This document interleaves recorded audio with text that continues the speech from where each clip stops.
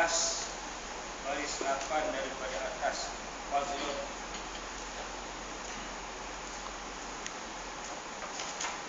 Tengok muka surat 15. Faslun, 8 baris datang. Faslun, fasal, perkara baru, ya. Faslun, pada menyatakan air yang kena najis. Sebelum air mustamal, jadi maksudnya air mustamal, ya.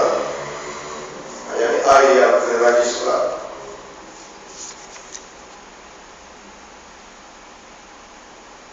Ya, tuan-tuan aku tanda.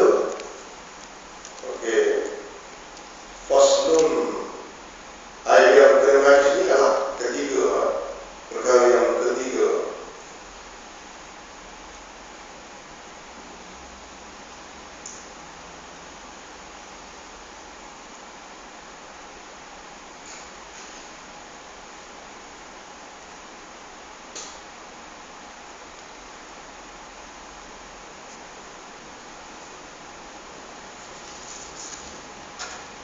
Yang keempat ya.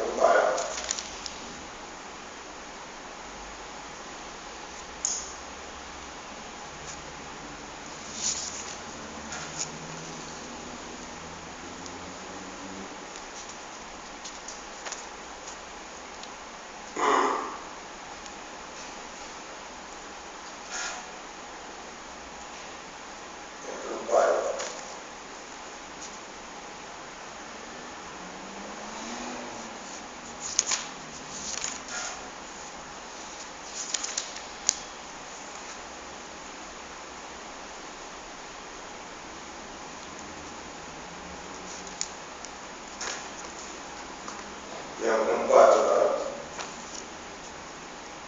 yang pertama air mutlak, yang kedua air mutlak yang makruh, yang ketiga air mustamal, yang keempat mencari dewan tanggal dulu. Mari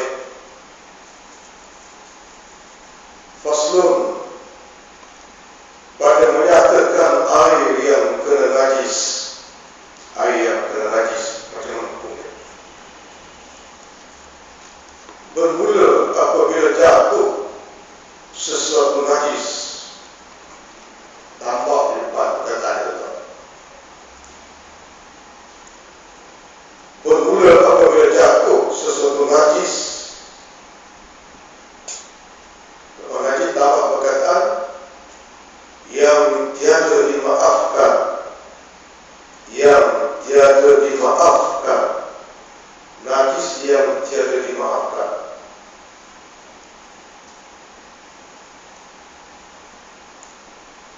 Ke dalam air yang kurang 2 pola, ya, air dalam bidang fiqh ada 2, 1 kurang 2 pola, 1 2 pola lebih. Sebuah air sedikit dia kurang 2 pola, banyak dia 2 pola ke atas, ya. Najis ada 2 pembahagian. Najis yang dimaafkan, yang kedua najis yang tidak dimaafkan. Okey, jatuh najis yang tidak dimaafkan. Apabila jatuh sesuatu najis yang tidak dimaafkan, ke dalam air yang kurang daripada 2 pola, air kurang daripada 2 pola, maka air itu najislah. Maka air itu dikira najislah dari bawah. Air itu najislah dari bawah. Baca najis, tulis najis, pahamnya mutan najis, ya. Baca najis, tulis pun najis, tapi kena faham mutan najis. Kena faham mutan najis.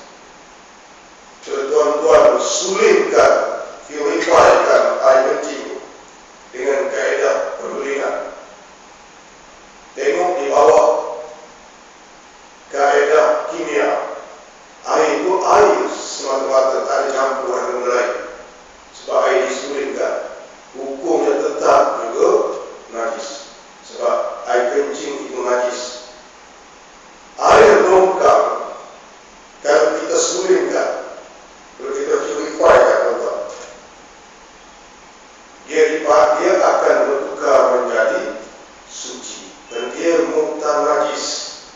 Biasa, ya.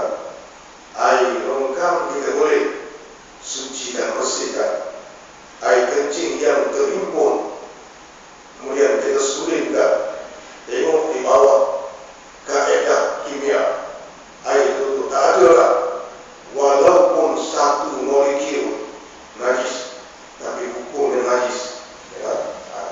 Jadi di sini bacanya najis, fahamnya muhtar najis. Maka air itu najislah. Dari bawah letaklah jadikan, maka air itu muhtar najislah. Sama ada ia berubah. Maka berubah itu tambah. Perkataan mana-mana satu dari bersifat yang tiga. Sama ada ia berubah. Mana-mana satu sifat dari yang tiga, ya, diubah. Sama ada baru ataupun sama ada rasa. Asal air sifatnya tiada bau, tiada rasa, tiada warna. Berubah menjadi sama ada warna, ataupun ada rasa, ataupun ada bau. Ya. Berubah mana-mana satu sifatnya. Atau tiada, atau tiada berubah walaupun satu sifat. Apa berarti? Atau tiada, maksudnya atau tiada berubah walaupun satu sifat.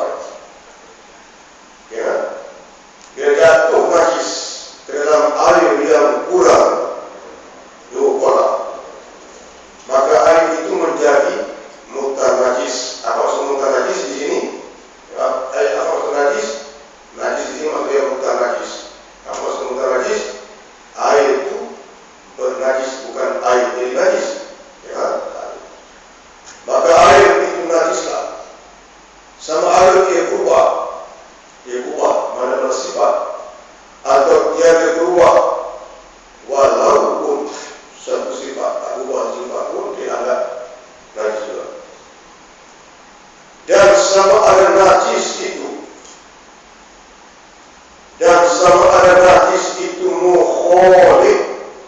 mukholid, ayat istilah mereka. Ya, istilah mereka mukholid, dari bawah dari mukholid, bercampur baur ataupun bersebati. Mukholid itu mana yang sudah bersebati. Dan sama ada najis itu bersebati. Mukholid maknanya bersebati dengan air. Najis yang jenis bersebati dengan air. Bila campur dengan air pun jadi lebih air. Ya, dipanggil mukholid.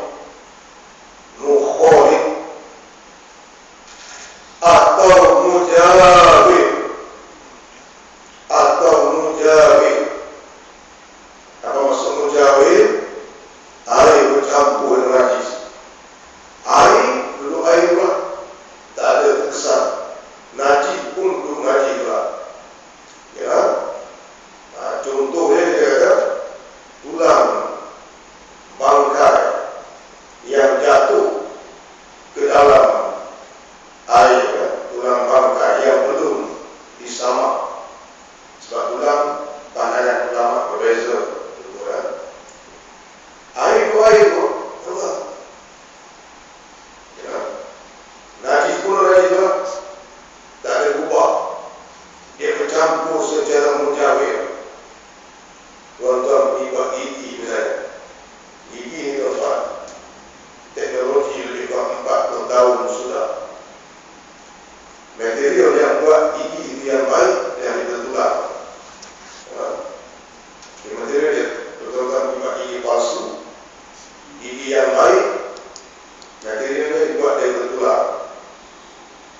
Tulang pula kalau diimport daripada negeri China, tuan-tuan, kebanyakan tulang yang digunakan tulang khinzir, tulang babi.